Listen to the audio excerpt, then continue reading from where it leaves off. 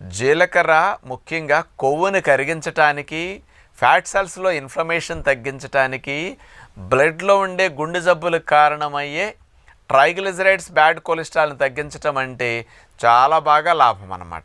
Obesity ఉన్న వారికి 3 సమస్యలు ఎక్కువ ఉంటాయి: డయాబెటీస్, గుండె కొలెస్ట్రాల్ సంబంధమైన విషయాలు, ఫ్యాట్ ఎక్కువ డిపాజిట్ అవ్వటం, ఇన్ఫ్లమేషన్ రావటం, లేకపోతే ఇన్సులిన్ రెసిస్టెన్స్ అనేది.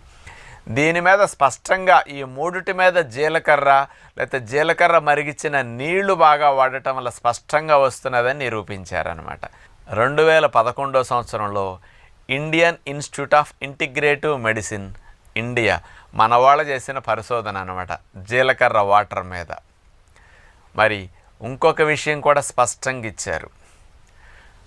మామూలుగా ఇన్సులిన్ రెసిస్టెన్స్, ఒబిసిటీ ఉన్న వాళ్ళందరికీ వచ్చేస్తుంది. షుగర్ 80% డయాబెటీస్ రావడానికి అవకాశం ఉంది.